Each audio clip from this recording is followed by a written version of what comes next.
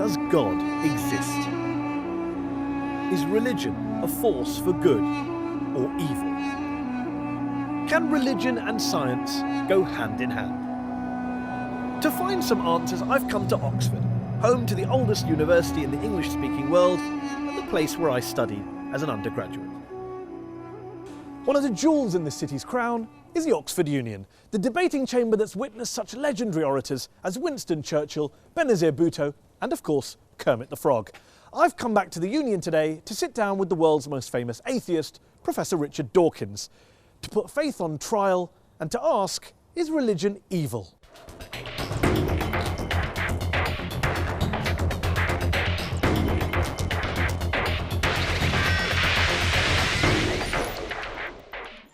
Muslims riot in protest against a truly awful film demonising Islam. Dozens are killed. The Quran, if found guilty, can be burned. A Christian pastor in Florida tries to burn a copy of the Quran and ignites global pandemonium. Even Buddhists are at it, attacking the Muslim minority Rohingyas in Western Burma. And of course, the conflicts plaguing the modern Middle East are often blamed on ancient hatreds between the children of Abraham. Remember 9/11? Was this religiously inspired terrorism? Thousands died. Yet here's the thing. Societies without faith haven't fared much better. Communism banned all religions, as Joseph Stalin and Mao Zedong systematically slaughtered millions of their own countrymen. Is science any better? Since Galileo and Darwin, scientists have sought to stamp out ignorance and unravel the mysteries of the universe. But science has also poisoned the environment, unleashed killing on an industrial scale, and now threatens our entire planet. My guest today, however, stands firmly on the side of science and has provoked controversy with his attacks on religion. Ladies and gentlemen, Professor Richard Dawkins. One of the most prolific thinkers of his generation, he shot to fame in the 1970s with his research into genetics, and his book, The Selfish Gene, transformed evolutionary biology. His most famous work, The God Delusion, sold millions of copies and has been translated into more than 30 languages. Richard, thanks so much for joining us here on Al Jazeera. Before we go any further, I just want to check something. Are you an atheist? For all practical purposes, yes. Nobody can actually say for certain that anything doesn't exist. But I'm an atheist in the same way as I'm an a-leprechaunist and an a-fairyist and an a-pink unicornist. So you're not 100% sure God doesn't exist, but you're sure enough to make it practically... I'm as sure as you are sure that fairies and leprechauns don't exist.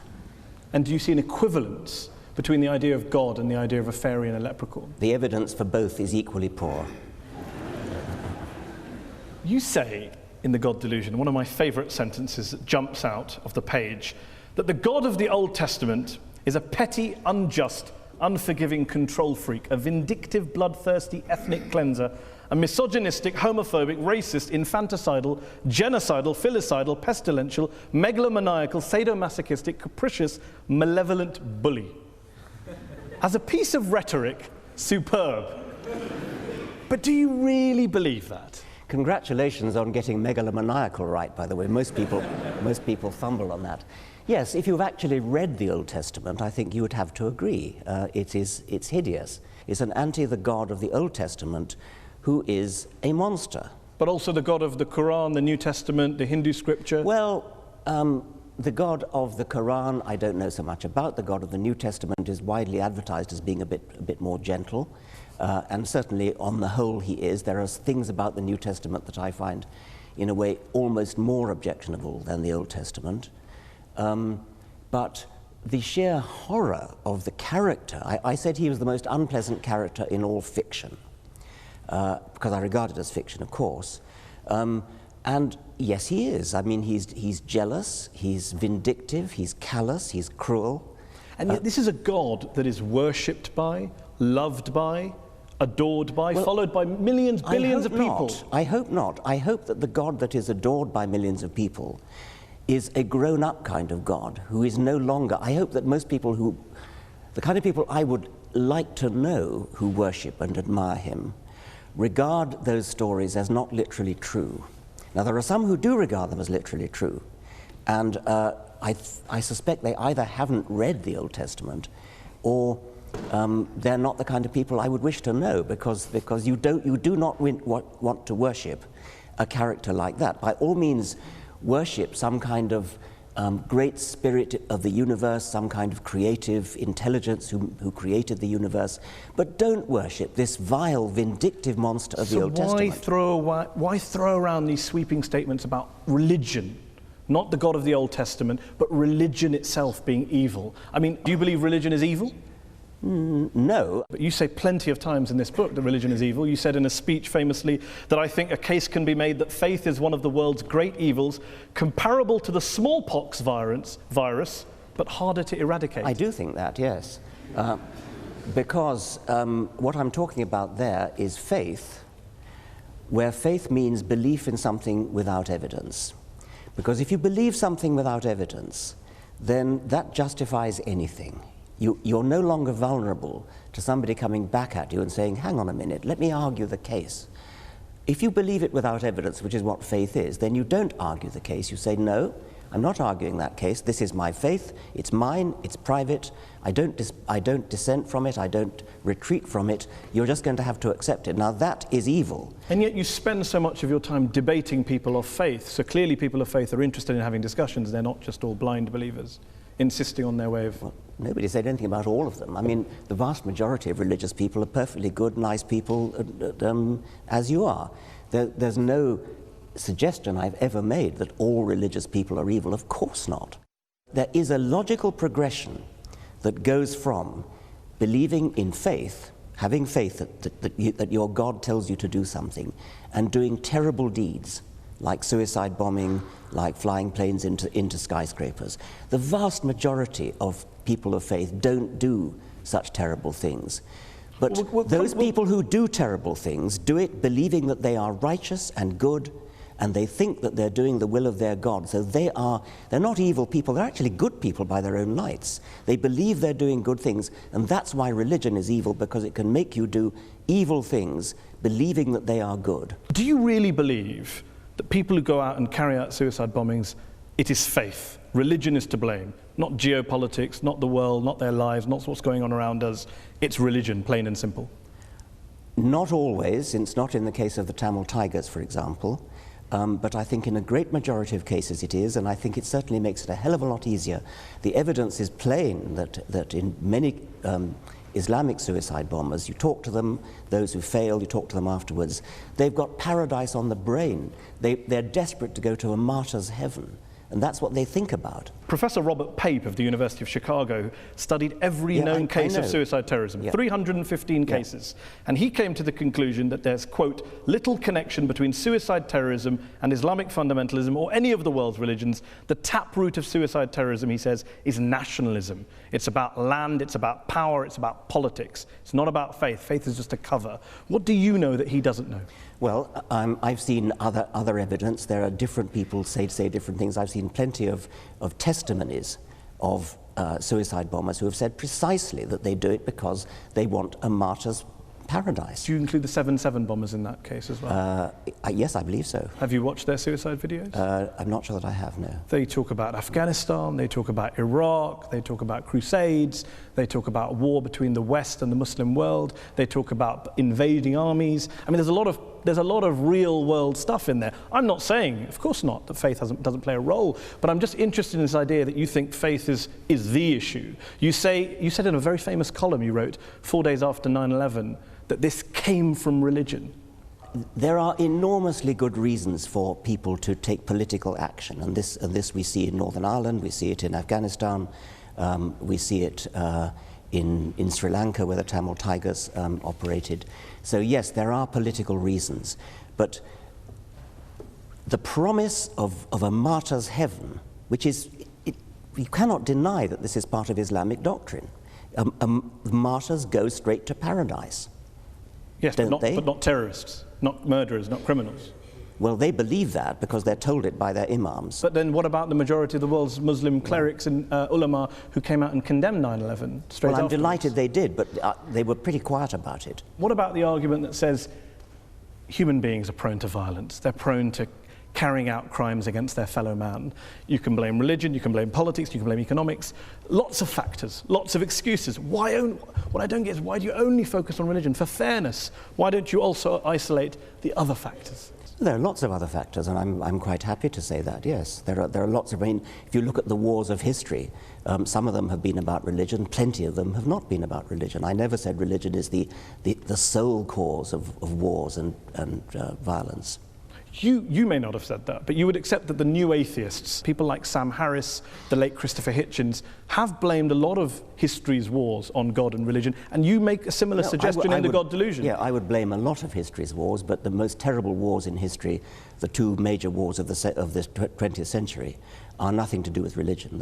You accept that point? Yeah, of course. And the Cold War and Vietnam? Yes, I would, of course, yes. So when you have a situation where some of the world's worst crimes were carried out not by believers, how then does that square with your idea that it's religion that causes good people to do bad things, it's religion that's driving violence, your original statement against religion at the start of this? Dogmatic belief in something like religion or something like Marxism or something like Nazism, these are all, or indeed patriotism, I mean, my country right or wrong, these are all pernicious beliefs which can drive people to do terrible things. And in the Second World War, Hitlerism was driven by racism, by a sort of sub-Wagnerian pagan religion which Hitler revived. Stalin's atrocities were motivated by a dogmatic belief in Marxism. And atheism. Stalin happened to be an atheist, but he was never motivated The specifically. Soviet Union was not based on scientific rationalism, on the elimination of religion and God? Stalin persecuted the church. Stalin persecuted just about everybody.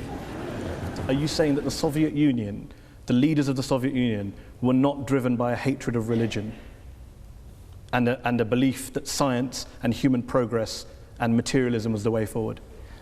They believed that materialism, science, human progress, those are kind of there was a Marxist slant on those words, and they were hideously misused. Mao Zedong, when he invaded Tibet, told the Dalai Lama that religion is poison.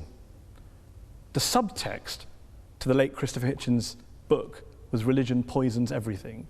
Can you blame people of religion for saying, hold on, we've heard these ideas before, that religion poisons everything and it leads in one direction? It's an incidental fact that Mao Zedong and Stalin happened to be atheists. They Incidental, were not. it wasn't core to communism. I think it was not core to communism, no. So when Karl Marx was talking about religion being the opiate of the masses, that was just a throwaway line. Yeah, I mean, that was an out of context statement. I mean, what on earth do you think that's got to do with atheism? I don't know. Let me put a statement in context to you. Albania, one of the world's worst dictatorships, tyrannies that we've seen in the last 100 years.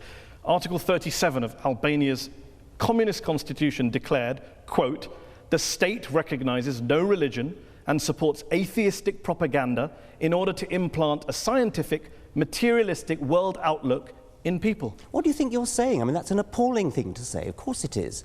Why is that an appalling thing to say? What do you disagree with in that statement? Why would I want to support atheistic propaganda? I support science and truth. But you don't support spreading atheism. I support spreading science and truth. If that happens to be atheism, I support it. I'm not going to start bullying people into being atheist. I'm not going to start trying to compel people to be atheists. That was what the Albanians were doing. It's nothing to do with what I want to do. Of course, but you'd like to persuade them not to be believers and become atheists. I'd like to raise consciousness in a gentle, civilized way, using argument, rational argument, from evidence. In your book, you cite lots of evidence for the bad things religion's done. What I wonder is, if you were being fair, wouldn't you have also included some of the good things that religion's done? My passion is for scientific truth. I don't much care about what's good and evil, actually. I care about what's true. I mean, do you actually believe in your Muslim faith? Do you believe that Muhammad split the moon in two? Do you believe that Muhammad flew to heaven on a winged horse, for example? I pay you the compliment of assuming that you don't. No, I do. I believe in miracles. You believe that? Yes. You believe that Muhammad went to heaven on a winged horse. Yes, I believe in God, I believe in miracles, I believe in revelation. I mean, the point here is that let's assume I'm wrong, Richard. I'm wrong. Let's. Let's assume I'm wrong. I'm wrong. I'm happy to concede that, Richard. I'm happy to concede it. I'm wrong. All religions are wrong. God does not exist. We're all mad. The issue is we exist. We've existed for a while. I think even Christopher Hitchens said, and you've said in your writings, we're not going anywhere. So my question to you is, why not acknowledge, for example, the good things that religion has done? Do you accept that religion has done good things, despite all of our mad beliefs and our miracles? I accept that individual religious people have done an enormous number of good things. Not driven by religion? Well, I mean, who knows? Very mean-spirited. You won't give any credit at all. Take somebody like Martin Luther King, for example. Reverend Martin Luther King. Yes. Obviously, he was a cleric. I imagine that fed into the good things that he did. Plenty of other things did. He was a great admirer of Gandhi, and he was a great admirer of non-violence. He was a brilliant and wonderful, great man. Would you disconnect MLK's non-violence and Gandhi's non-violence from their very strongly held religious beliefs? They didn't. Well, I think it's not a thing that I really care about, actually. I mean, I think they were... You do care about it, Richard. You're saying that people carry out violence in the name of God, and I cite you an example of very famous people who have done good and non-violence in the name of God, and you say, I'm not interested.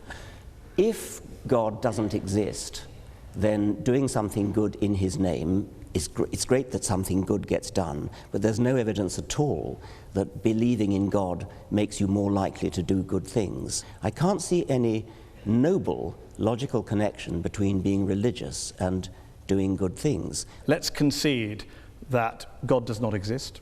Let's concede that religion is false. My problem here is trying to understand why some of the new atheists are so anti-religion when religious people clearly are doing lots of good things and they're doing it in the name of God. I've never denied that religious people are doing good things and non-religious people are doing good things. I care about what's true. I'm an educator, I'm a scientist, and I want people to understand the truth about the universe in which they live. That's what I care about. And I regard religion as a distraction, and in some cases a pernicious distraction from true education, which I love and value the way you value and love your God. Can you not do both? Well, so long as they don't contradict each other. Richard. As long as they don't contradict each other. But if you actually believe Muhammad flew to heaven on a winged horse, that's an anti-scientific belief. And that could be wrong. But that bloody well is wrong. But that doesn't change. Yeah. That doesn't change. How do you know it's wrong? Oh, come on. You're a man of the 21st century. No, I'm just asking. It comes back to my original question. The rational position is the agnostic. The rational position is the agnostic position. Why up there? What, the rational position. I didn't say up there. I didn't pick a place. Okay, you well, picked a place. Why would a winged horse be the way to get to heaven if it's not up there? I asked a question about. You asked about proof. I'm all for saying I can't prove it, but can you prove he didn't do it? I mean, this is the end-old debate. He didn't fly to heaven on a winged horse? I'm just asking on your criteria. I'm just asking on your criteria. No, I can't prove it, and I can't prove it wasn't a golden unicorn. But I'm fascinated that you're rather talk about what animals the Prophet may or may not have used 1400 years ago, rather than talk about what Muslims or Islam is doing in the world today, good or bad. Well, that seems to be the distraction. If anyone's distracted, it seems to be you. Well, that's your view. I'm fascinated by how somebody, a respected, sophisticated journalist in the 21st century, can believe that a prophet flew to heaven on a winged horse. Let me ask you this. Are all people who hold beliefs in God and in miracles and the supernatural, do you regard them all as intellectually inferior to you?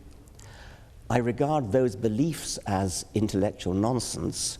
I don't regard the individuals as intellectually inferior to me, because many of them palpably are not. If you go back in history, then all bets are off, because before Darwin, for example, it is not at all surprising that before Darwin people believed in all kinds of things which they wouldn't believe in now. There are many people, many scientists today who say they're religious. And if you actually ask them what they believe, in many cases it turns out what they believe is in some sort of deistic God, some sort of intellectual spirit, some sort of creative intelligence that lay at the root of the universe, perhaps invented the laws of physics, something like that. I don't agree with this book, but it's an excellent book, very well argued. You're very passionate, clearly. There's one section in the book where you talk about bringing up children. Oh, yes. And you talked about education. You talk about a story when you tell a story about being in Ireland and talking about the Catholic child abuse scandal. And there's one quote on page 356, which I will read out to you. "Horrible as sexual abuse no doubt was, the damage was arguably less than the long-term psychological damage inflicted by bringing the child up Catholic in the first place." You believe that being brought up as a Catholic is worse than being abused by a priest? There are shades of being abused by a priest, and I quoted the example of a woman in America who wrote to me saying that when she was 7 years old, she was sexually abused by a priest in his car, and at the same time, a friend of hers, who also 7, who was Protestant, or was of Protestant family, I should say, died. And she was told that because her friend was Protestant, she had gone to hell and would be roasting in hell forever. And she told me that of those 2 abuses, she got over the physical abuse. It was yucky, but she got over it. But the mental abuse of being told about hell, she took years to get over. And With respect, Richard, you're an empiricist, you're a rationalist. One letter from one woman in America isn't really the basis to extrapolate and make such a sweeping conclusion. That is, of course, true. And I'm not basing it on that. It seems to me that telling children such that they really, really believe that people who sin are going to go to hell and roast forever, that your skin grows again when it peels off with burning. It seems to me to be intuitively entirely reasonable that is a worse form of child abuse, that will give more nightmares, that will give more genuine distress, because they really believe it. If they don't believe it, it's not a problem, of course. You also say... Let me just... I mean, I've been put on the spot about this health fire thing. We haven't really been put on the spot. In what sense have you been put on the spot? Well, I sense that you think it's somehow obvious that having a priest, if you're a small girl, having a priest put I would be very interested in asking the audience whether being told about heaven and hell as a child, being brought up as Catholic, is worse than being abused by a priest. Okay. Let's have a show of hands. Is it worse to be abused by a priest? And if you believe it's worse for a priest to abuse a child than to bring up your child Catholic, raise your hands. Are they both as bad as each other? Raise your hands. So we have a 3-way split in the audience. Let's finish this section with one last related subject on this question, a personal question from me. You talk about how to teach children that there is one God, or that God created the world in 6 days, that is child abuse. To even teach your children religion is child abuse. So, I have a daughter. I teach her about Islam and the horse. Am I guilty of child abuse? Do you teach her the world was created in 6 days? No, because Islam doesn't teach that, Richard. I'm delighted to hear that. I ask again, am I guilty of child abuse for teaching my child stories from the Quran? No, yes you're or no? Not. No. Good to know. Yeah. We are going to talk more about science, and we're going to go back to the audience to ask some questions to Professor Dawkins in part 2. We'll be back after the break.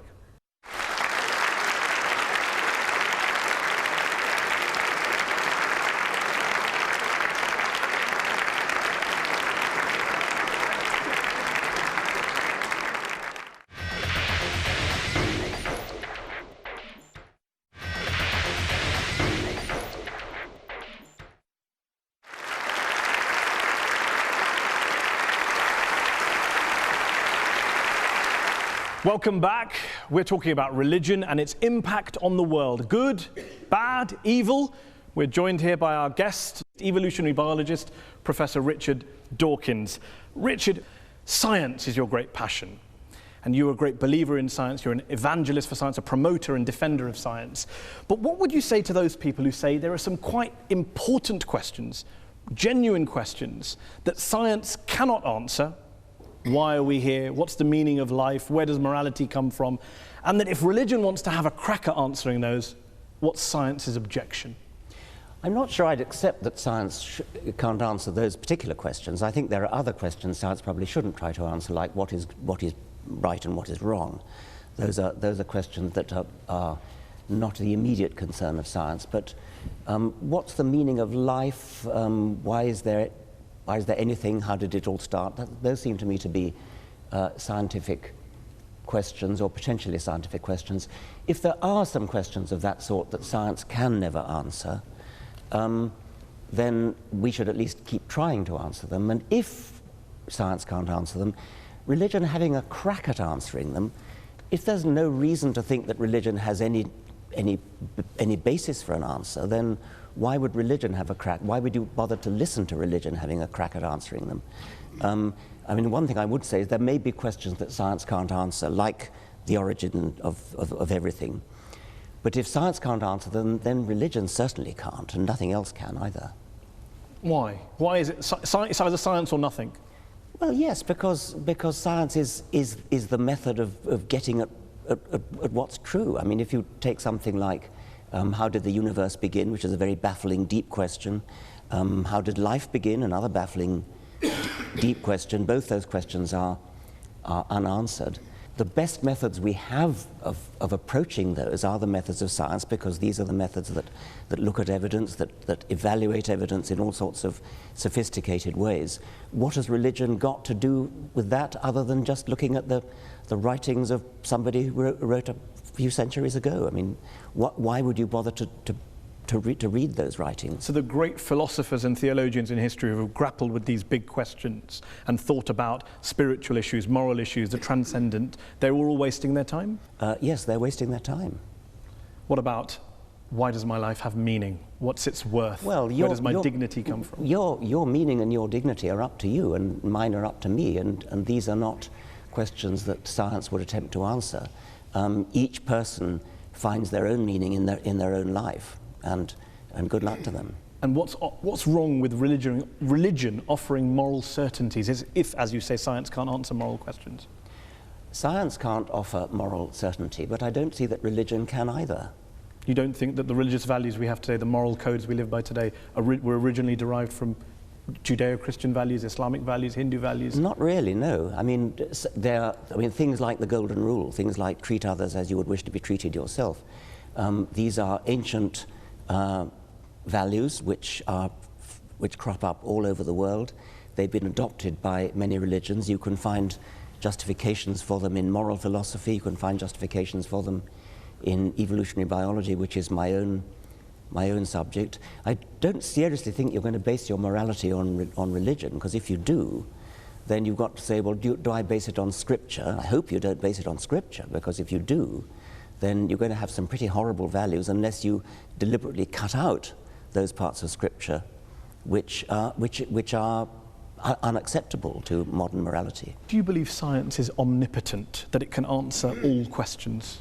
I've already said no. I've already said it can't answer moral questions. But questions about the real world, questions about reality, questions about the origins of things, why life is the way it is, why the world is the way it is, why the universe is the way it is, yes, science is the way to answer that. Some of your critics have argued that you are willing to hold religion up to a very, put it under the microscope, hold it to account, scrutinize it, criticize it.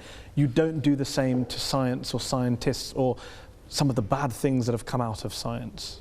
Well, bad things that come out of science, if by that you mean horrible weapons. Nuclear weapons, yes, gas chambers, nuclear eugenics. Weapons, yeah. These are terrible things which are technology that arises out of science, and it's certainly true that if you want to do terrible things with technology, but terrible weapons, for example, science is the best way to do it, because science is the best way to do anything. And even bad things. Even bad things. I mean, that's right. If you want to develop a terrible weapon, you're not going to do it in any other way than by science. The trick is not to want to develop a terrible weapon, and that's a political decision. And you do not see science and religion as occupying two different compartments that can live side by side. They are in conflict with one another. Insofar as religion attempts to talk about reality and has an alternative vision of reality, I think they are incompatible, yes. Despite the fact, as we discussed earlier, many of our leading scientists are believers? I think it's baffling. I mean, what they in practice do is they leave their religion at the door when they go into the lab. And so they get on with their science. They say they don't. Well, I know they do, but, well, okay. Isn't it because religion answers all sorts of human needs and spiritual urges which science never can? Isn't that the real issue that you can't get away from? Religion may answer human needs. I mean, for example, if you're terrified of dying, religion may answer the need for comfort and consolation. Or if you miss a loved one who's died and you hope to see them one day in heaven, then religion answers a need. It doesn't make it true. And one last thing, and then we'll go to the audience. What do you say to those people who say, you talk a great deal about the power of science, the truth of science.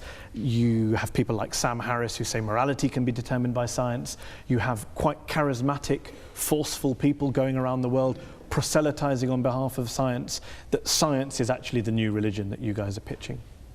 I wouldn't say it's a new religion. I mean, it certainly does some of the things that religion traditionally has tried to do, like to answer the deep questions of existence. And it does that, and it does it successfully in a way that religion never has. But it isn't a religion because it's not based upon any holy books, it's not based upon faith, it's not based upon revelation, it's not based upon tradition, it's based upon evidence, and there's a huge difference. And anything that we do not have evidence for that's not scientifically testable, you would dismiss? Well, scientifically testable is putting the bar rather highly, but I do think that evidence is the only good reason to believe anything, yes. So love, beauty, aesthetics, metaphysics? No, I mean, those are obviously important questions. And if you ask some question like, how do you know that your wife loves you? It's from evidence. I mean, it's not scientifically testable evidence, but it's evidence. It's little looks in the eye, it's little catches in the voice. I mean, that is evidence. That's not just internal revelation. Okay, let's open it up to the audience. We've been talking about God, evil, war, terrorism, bringing up your children, living a good life, religion and happiness, science versus religion. Who would like to answer the first question? Yes, you? If the Almighty God appears suddenly on the cloud or on the earth or part of the universe, what is your reaction? Are you going to believe or are you going to go against him? What would it take for you to believe in God, not just miracles? Yeah, I mean, popping his head through the clouds. Yeah, that's the thing I've worried about a lot. Obviously, it would do wonders for the book. The reason I worry about it is that obviously, as a scientist, I'm committed to the view that I would change my mind if evidence came along. And so it's a very important question. What would that evidence look like? And I've talked about it with my colleagues a great deal. I used to think, yes, if there was a great deep Paul Robeson voice coming out of the cloud saying, I exist, then yes, obviously I would believe it. But have you ever seen a really, really good conjuring trick? There are things that I've seen done that it seems to me to be, God, that's got to be a miracle. And yet you know it's not. And so there is a real problem there that we are easily fooled. Let's take another question from gentleman here. Very interesting guy. I was extremely amused when you described faith as sort of brooking no argument. This university, of course, began with the study of theology. Most of the people here would have been studying theology at the beginning of the university, and indeed the way in which it was taught was not professorial. You didn't have lectures mostly. Mostly you had discussions, debates. People didn't write monographs, they collected discussions, notes of discussions. People disagreed about their faith.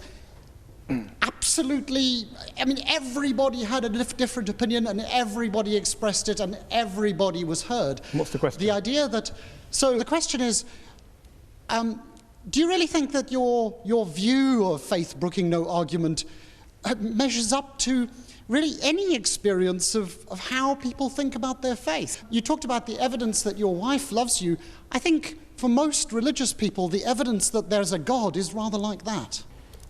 Well, obviously, I would be mad to suggest that that theologians don't argue. They argue all the time and always have. They fight wars over their arguments. So clearly they argue. I'd say, when I say brook no argument, I don't mean that they don't argue.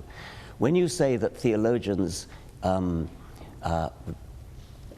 disputes and interesting discussions, I take it that from your garb, you take a position one way or the other on whether the transubstantiation, whether the bread and wine really is the body and blood of a first century Jew, or is merely symbolic. But what evidence you bring to bear on such an argument, I cannot imagine. It would not be a real argument at all. It would be a false argument. It would not be an argument which could be settled by real evidence. Just deal with the point about the evidence level when you referred to love of your wife. When you say that your wife loves you, and you're getting evidence from looks in the eye and catches in the voice was the phrase that I actually used. And the questioner said, that's the way religious people feel about God. Yes, they feel that about God, but there's no evidence that they're getting any cues at all. I mean, their God is an imaginary God inside themselves.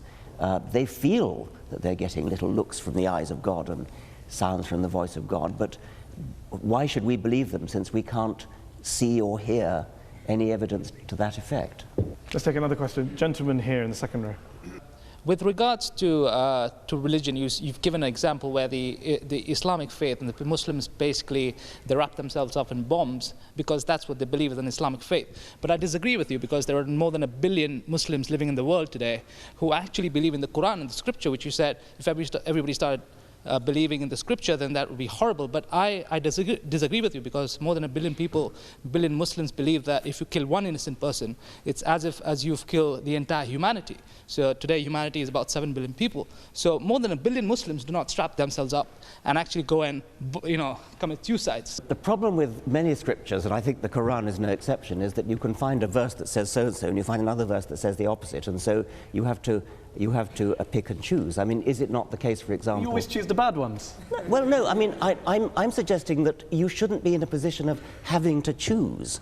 I mean, you shouldn't base your life on a holy book which has contradictory verses, where you can choose one verse when you want to make one point and another verse when you want to make another point. I mean, isn't it the case that the penalty for apostasy is death? You can't take these things and just hold... I could hold up an example of, we mentioned earlier, Sam Harris has said there are some views that are so irrational, people should be put to death for them. Should I hold all atheists to him? Of course I won't hold him to all atheists to that Let me view. put it to you. I mean, is the penalty for apostasy death? No.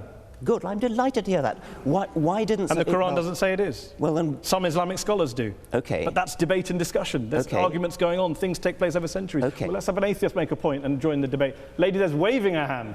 Actually, in the Quran, mankind refers only to Muslims and excludes infidels, which is all the rest of us. So that's a small point.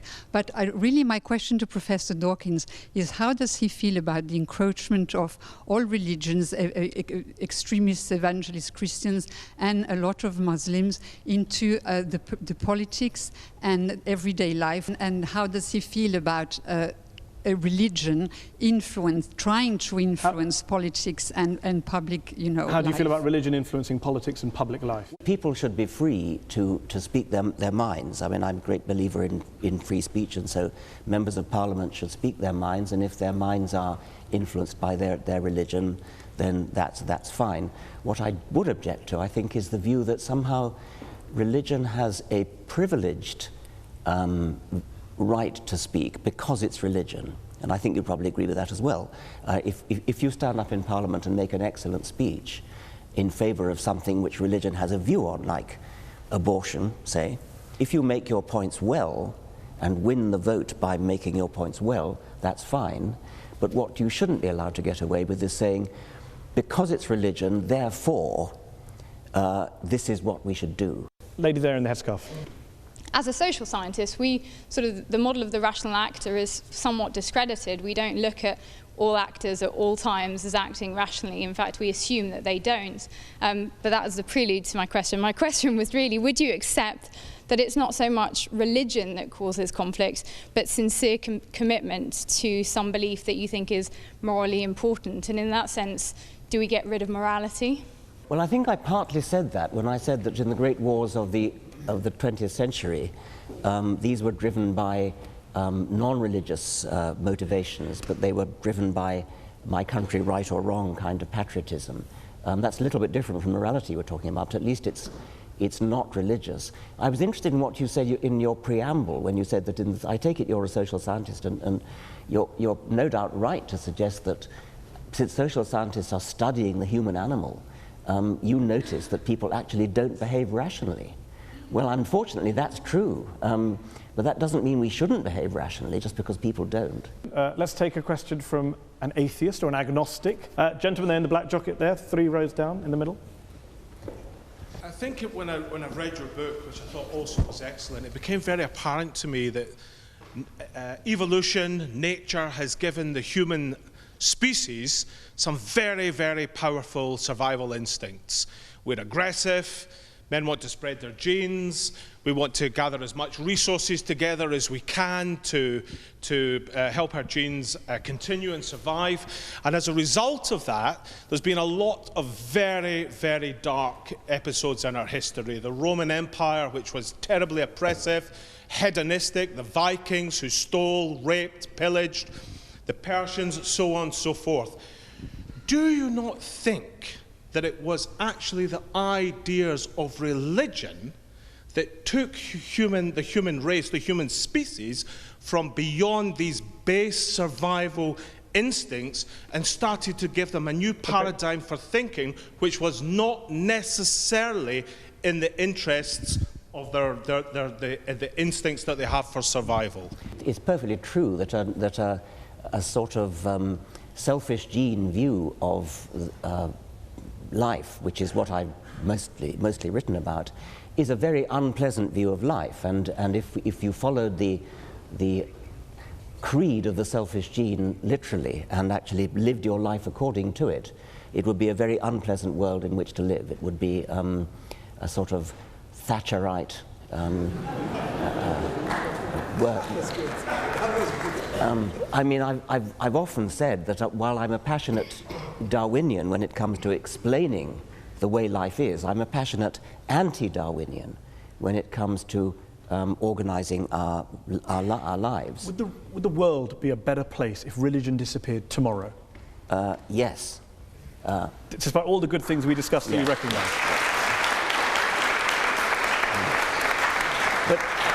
But you'd still have the Nazi Holocaust, the communism, you wouldn't have the charities, that's fine. You would have the charities, but I mean, it's only your assumption. But I want to finish because the question actually challenged me by saying that it was religion that helped us to escape from the unpleasantness of the selfish gene. I don't actually think that is true. I think that we have escaped by a long and slow process of civilization in which religion no doubt played a part. If you look historically over the very long time span of history, we're getting better, we're getting nicer, we're getting more charitable, we're getting kinder, getting less cruel. I wouldn't give religion the credit for that. I think I would give a much more complicated mixture of civilizing processes the credit for it, and religion is probably a part of that.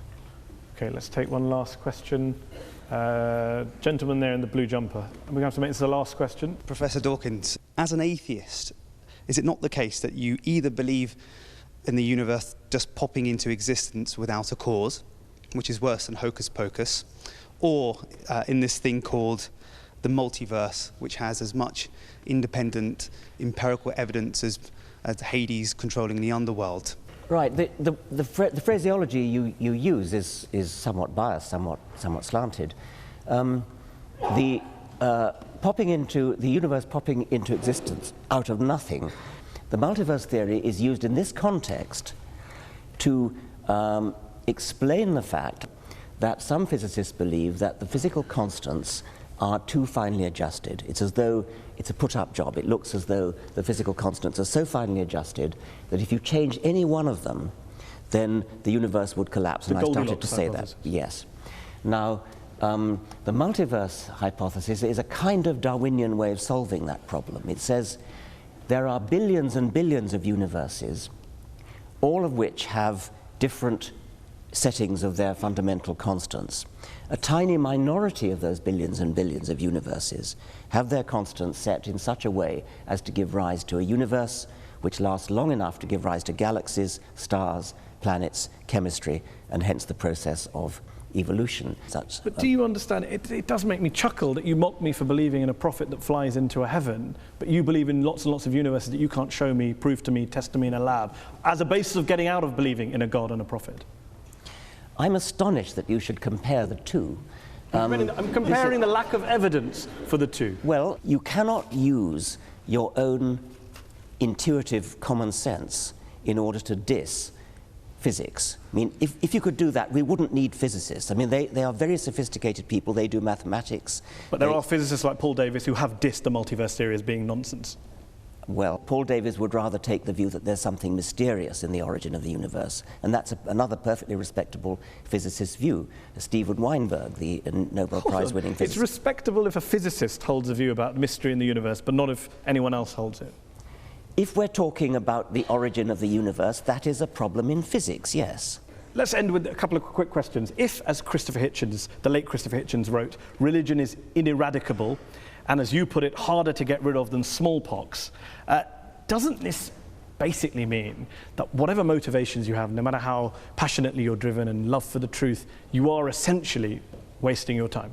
I would never admit to wasting my time trying to propagate the truth, and I think I can claim a modicum of success with the people that I've read my books, the people who've attended my lectures.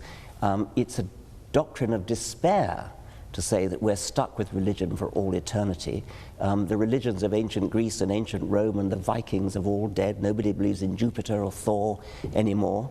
And I have great hopes that the same is going to be true of the God of Abraham.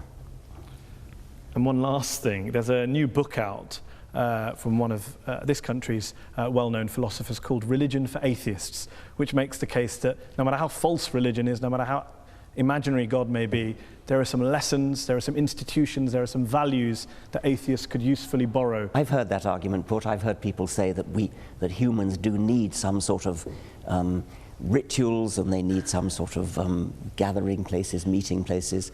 I can sort of see that. It's not a thing that interests me very much. I don't feel any great need for ritual. I don't feel any great need to fill the alleged vacuum that will be left when religion goes. I think there's plenty to fill it already.